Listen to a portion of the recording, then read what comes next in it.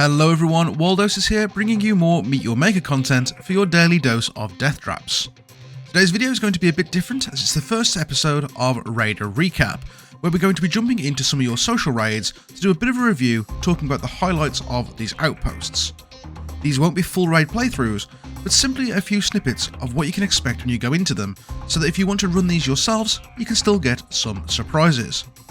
As always, if you enjoy the video, please make sure to like, comment and subscribe, as it really helps me out growing the channel.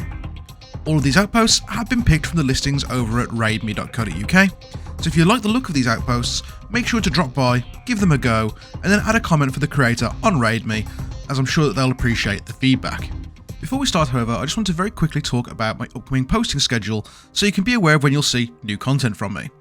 I've been uploading videos in a bit of a scattered schedule due to this channel growing much faster than I planned, so I'm aiming to adjust this to get something a bit more regular.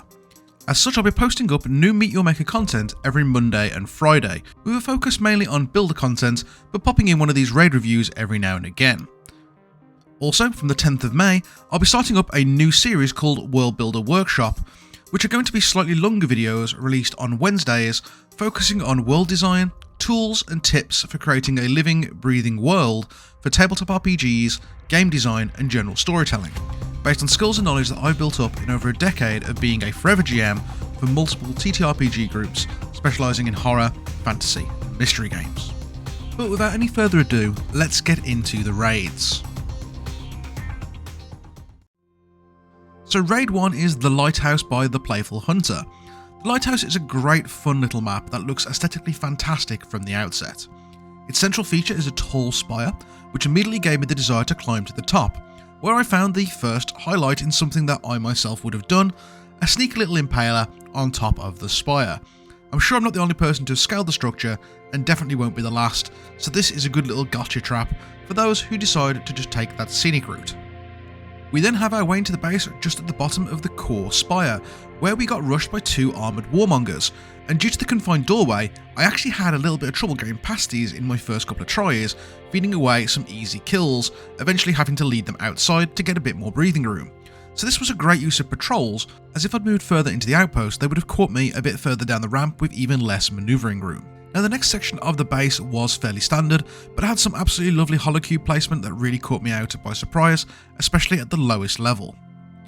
This trap here is however one of the ones I'd like to highlight, as it was a really good use of holocubes here. So the bomb trap here opens up and drops into this section, but normally a lot of people tend to grapple to the ceiling.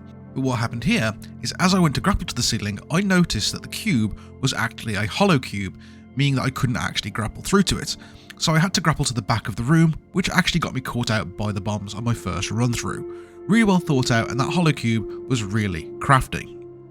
Overall, the Lighthouse is a really fun little base, very aesthetically pleasing, not overly difficult, so if you want a chill base to run with some nice aesthetics, then this is a good one to check out. So the next raid that we've got is Abduction by Mayor Kale.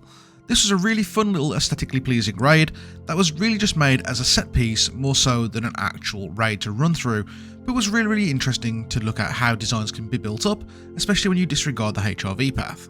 With Abduction, most of the traps and guards were placed outside, and it was more of a kind of parkour gauntlet to get to the actual entrance, which was at the top of the far spire, where you then had to drop into a spire surrounded by corrosive cubes. Overall, a really fun little concept, albeit a very short yet interesting outpost. Up next we have Wasao by Yuri Fanatic. This was another really aesthetically pleasing outpost with a wonderful amount of thought put into it, and a focus on parkour shortcuts and multiple pathways, which I thought was an extremely unique take on outpost design. I definitely recommend, if you're giving this outpost a try, to follow the arrows and take the designed route rather than following the HRV, as the design is really fantastic. I personally would love to see more bases creating these unique pathing styles, and I really hope that some HRV mods in the future will enable us to create more of these more easily. So the first highlight has got to be these parkour corridors. These are great fun to try and vault through, and even though my bad platforming got me killed a couple of times, it was obvious that Yuri Fanatic spent a lot of time perfecting these corridors to be fun and engaging. A shout out here to the use of decals to highlight which areas to grapple to, which was a nice touch to make them that little bit more accessible. And there are actually 2 of these sections that were approachable from different directions, which made some very interesting pathing opportunities and were generally just very entertaining.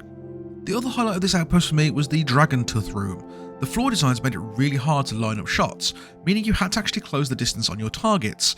This, combined with the guards having deadman switches, made that a really risky endeavour, and overall it was a really clever use of line of sight to bring you to the biggest threat. Overall, Wasao was a great fun and very unique map, and I can't recommend it enough if you want to try something that little bit different. And as mentioned, I'd love to see some more HRV options so we can see more people using these parkour type paths, as they were very entertaining. So the next outpost is Middleport by Froggy Beats. This outpost is another gimmick outpost rather than an actual raid, but I wanted to give it a shout out as a very interesting use of the iron claws to make what is essentially a self-completing base. The first thing to note is that on the right of the entrance is a tip area, because as the base is self-completing, it's not exactly going to kill you, so this enables you to donate a death to the creator before letting the base complete itself. And upon entering the main entrance, the main raid begins, and as soon as you go through, you'll get captured by an iron claw, which will grab you and the base will do its thing. Each claw will move you through the base, putting you down in front of the next, which will carry on moving you through a rather long pathway that passes by all of the tombs, taking you through the gen mat, and then dumping you back at the exit. I love this concept, and it'd be really good to see an evolution of this, where things like bolt traps can trigger to give the player more experience points, and also collect synthite from broken traps along the way. I think that'd be a really cool way of advancing this to the next level, but overall it's really interesting to see what these claws can do. If you're interested in getting more out of your iron claws, I would definitely advise giving this base a run, as it's a good demo of exactly what they can do. I'd really like to see people using them more like lifts to get through dangerous areas like enclosed corrosive cube tunnels, or maybe taking you through an unusual route that would be rather difficult to get to otherwise. And the final raid we're going to be looking at today is going to be Thermal by Illuria. This was the builder's first base, but it showed a bit of devious planning, with some really interestingly positioned bolt traps and holocube pitfalls. The guards positioned in these tunnels on the outside were really good at trying to shoot you on your way out, which is a nice little interesting touch, although I would have liked to have seen them patrol a bit more into the entrance just to give a little bit more body blocking as you try to get away. It's also worth noting on this one that I never actually found the HRV's path, as one of the pitfalls actually led into an alternate path, which was a really nice addition.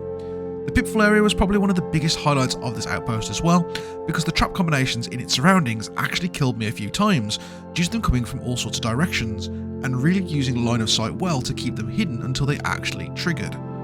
Overall, this base had some really great panic moments, especially via the use of the self-destruct mod, which forced me to back up into other traps, and overall was just a great example of what you can do with just holocubes, impalers, bolt traps, and bombs.